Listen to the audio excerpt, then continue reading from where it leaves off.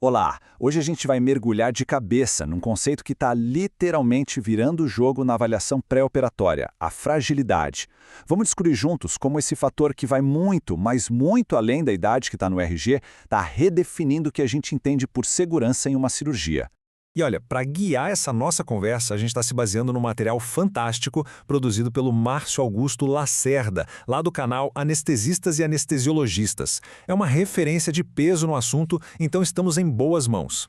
Então, qual vai ser o nosso caminho? A gente começa falando sobre um tal de risco oculto, depois vamos decifrar o que é a fragilidade, aprender a usar uma ferramenta super rápida para avaliar isso, discutir o que fazer com essa informação e, para fechar com chave de ouro, vamos ver as estratégias que estão virando novo padrão de cuidado. Ok, vamos lá. O primeiro ponto, e talvez o mais importante para a gente virar a chave, é entender de uma vez por todas que a idade biológica, ou seja, a real capacidade de resistência do corpo, importa muito mais do que a idade cronológica, aquele número que está lá na certidão de nascimento. Todo residente de anestesia já passou por isso, né? Chegam dois pacientes, a idade é a mesma, os exames são parecidos, o risco cardíaco ali, praticamente igual, mas um vai para a cirurgia e se recupera que é uma beleza, enquanto o outro tem uma complicação atrás da outra. A resposta para esse dilema tem nome, fragilidade, o tal do risco oculto. E essa imagem aqui, ela diz tudo. Avaliar a fragilidade acaba com o achismo, sabe? E também com aquele preconceito com a idade. Porque sim, um paciente de 78 anos, ativo, robusto, pode ter um risco cirúrgico bem menor do que alguém com 68, mas que já está frágil, sem energia. É a prova de que a idade biológica manda no jogo. Bom, agora que a gente já entendeu por que isso é tão importante, vamos mergulhar um pouco mais fundo. O que é, afinal, essa tal de fragilidade? Desde a sua base biológica até o impacto que ela causa lá na ponta, nos resultados clínicos. Então, a sacada é a seguinte. Fragilidade não é uma doença, é uma síndrome. Na prática, isso quer dizer que o corpo do paciente não tem mais aquela gordurinha para queimar, sabe? Aquela reserva fisiológica para aguentar o tranco de um estresse gigante, como uma cirurgia. O corpo inteiro fica vulnerável. E por que isso acontece? Basicamente, são 3 pilares biológicos. O primeiro é uma inflamação crônica, que fica ali, quietinha, que a gente chama de inflammation. O segundo é a sarcopenia, que é a perda de músculo de força. E o terceiro é uma desregulação geral dos sistemas que mantém nosso corpo em equilíbrio. Agora, segurem-se, porque os números aqui são um soco no estômago. Dá uma olhada nessa tabela. Mortalidade em 30 dias, numa cirurgia de emergência. Quase 60% nos pacientes frágeis. Isso é mais que o dobro dos não frágeis. E o risco de sepse depois da cirurgia quase triplica. Esses dados não deixam a menor dúvida do tamanho do problema. Ok, a gente já entendeu que a fragilidade é algo muito sério. Mas, na correria do dia a dia, como é que a gente mede isso de um jeito rápido e que funcione? É aí que entra a escala de fragilidade clínica, a famosa CFS.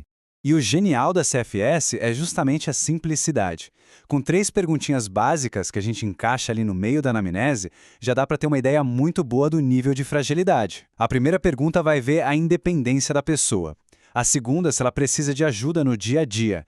E a terceira, se ela se sente exausta. É menos de 1 minuto para conseguir uma informação que pode mudar todo o plano.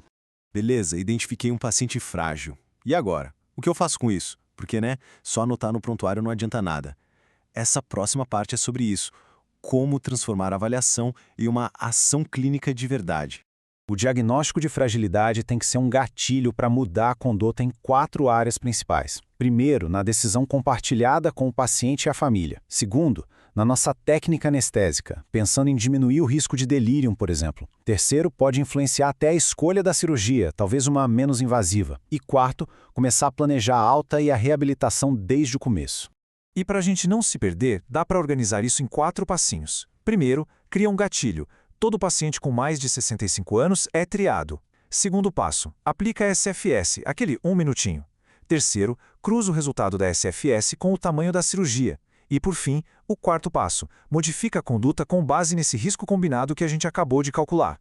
E aqui está uma das coisas mais transformadoras disso tudo. A conversa com o paciente e a família muda da água para o vinho. A gente para de falar só, o risco do seu coração é baixo, e passa a ser honesto. Olha, seu corpo tem pouca reserva e existe um risco real de perder a independência, de precisar de UTI, de não voltar para casa do mesmo jeito. Identificar o risco é o primeiro passo, mas a gente pode fazer mais. E se desse para intervir antes da cirurgia para diminuir esse risco? É exatamente sobre isso que a gente vai falar agora, a pré-habilitação, uma estratégia que está mudando completamente o jogo. A ideia é simplesmente brilhante. Aquele tempo de espera antes de uma cirurgia eletiva, em vez de ser um tempo perdido, vira uma janela de oportunidade. É um período para a gente treinar o paciente para a maratona que é a cirurgia, para aumentar a reserva dele antes do grande estresse. Primeiro pilar, nutrição. O foco total é combater a sarcopenia, aquela perda de músculo. A meta é botar a ingestão de proteína lá em cima, entre 1,2 e 1,5 gramas por quilo por dia, muitas vezes com suplementos, e, claro, corrigir a anemia, controlar o açúcar, deixar tudo redondinho. O segundo pilar é o exercício físico. E aqui um alerta. Aquela história de vai dar umas caminhadinhas não resolve. Precisa ser um treino estruturado, de verdade, que combine exercício aeróbico com treino de resistência, para de fato ganhar músculo e capacidade funcional. E o terceiro pilar, que muita gente esquece, é o suporte psicológico. Cuidar da ansiedade antes da cirurgia tem um impacto direto e positivo em tudo.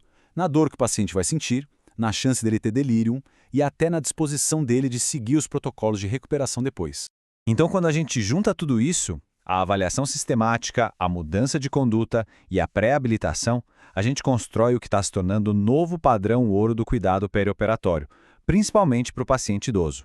E isso não é só uma ideia legal, uma tendência. Já é recomendação oficial. Instituições de peso como o Colégio Americano de Cirurgiões e a Sociedade Americana de Geriatria já têm diretrizes claras que colocam a avaliação da fragilidade como uma prática essencial. E esse infográfico aqui, ele resume tudo de um jeito perfeito. Começa com a triagem de todo mundo acima de 65. Aí vem a CFS em 1 minuto, que já separa os caminhos. Se a CFS dá alta, acende o alerta e para as cirurgias eletivas, a gente aciona a pré-habilitação trimodal. Tudo isso com o objetivo final muito claro, uma cirurgia mais segura e, principalmente, uma melhor qualidade de vida. Para a gente fechar, fica essa reflexão. A avaliação da fragilidade nos empurra para além da técnica.